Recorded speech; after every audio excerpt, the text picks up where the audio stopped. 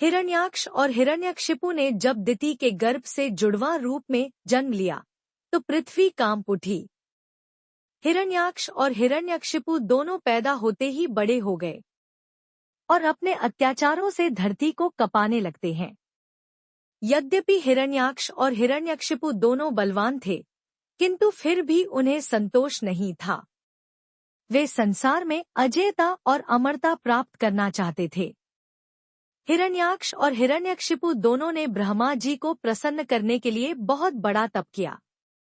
उनके तप से ब्रह्मा जी प्रसन्न हुए। ब्रह्मा जी से अजेयता और अमरता का वरदान पाकर हिरण्याक्ष उद्दंड और स्वेच्छाचारी बन गया। वह तीनों लोकों में अपने को सर्वश्रेष्ठ मानने लगा। हिरण्याक्ष ने गर्वित होकर तीनों लोकों को जीतने का विचार किया। वह हाथ में गदा लेकर इंद्रलोक में जा पहुंचा। देवताओं को जब उसके पहुंचने की खबर मिली तो वे भयभीत होकर इंद्रलोक से भाग गए। देखते ही देखते समस्त इंद्रलोक पर हिरण्याक्ष का अधिकार स्थापित हो गया।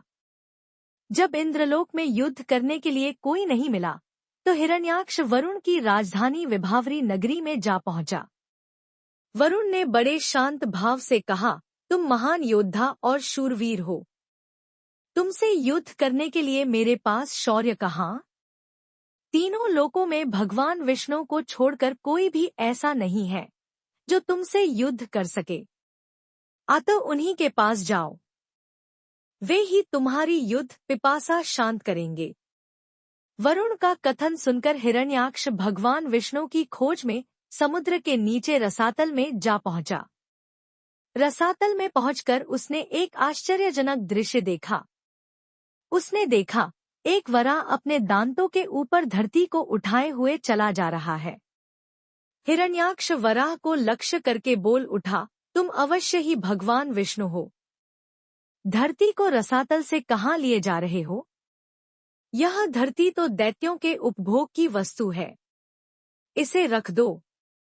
तुम अनेक बार देवताओं के कल्याण के लिए दैत्यों को छल चुके हो, आज तुम मुझे छल नहीं सकोगे। फिर भी भगवान विष्णु शांत ही रहे। उनके मन में तनिक भी क्रोध पैदा नहीं हुआ। वे वराह के रूप में अपने दांतों पर धरती को लिए हुए आगे बढ़ते रहे। हिरण्याक्ष भगवान वराह रूपी विष्णु के पीछे लग गया। उन्होंने रसातल से बाहर निकलकर धरती को समुद्र के ऊपर स्थापित कर दिया। हिरण्याक्ष उनके पीछे लगा हुआ था, अपने वचन बाणों से उनके हृदय को बेध रहा था। भगवान विष्णु ने धरती को स्थापित करने के पश्चात हिरण्याक्ष की ओर ध्यान दिया। उन्होंने हिरण्याक्ष की ओर देखते हुए कहा, तुम तो बड़े बलवान हो। बलवान लोग कहते नहीं हैं, करके दिखाते हैं। तुम तो केवल प्रलाप कर रहे हो। मैं तुम्हारे सामने खड़ा हूँ। तुम क्यों नहीं मुझ पर आक्रमण करते? बढ़ो आगे, मुझ पर आक्रमण करो। हिरण्याक्ष की रगों में बिजली दौड़ गई। वह हाथ में गदा लेकर भगवान विष्णु पर टूट पड़ा। भगवान के हाथों में कोई अस्त्र शस्त्र नहीं था। उन्होंने दूसरे ही क्षण हिरण्याक्ष के हाथ से गदा छीनकर दूर फेंक दी। हिरण्याक्ष क्रोध से उन्मत्त हो उठा। वह हाथ में त्रिशूल लेकर भगवान विष्णु की ओर झपटा। भगवान विष्णु ने शीघ्र ही सुदर्शन का आह्वान किया। चक्र उनके हाथों में आ गया।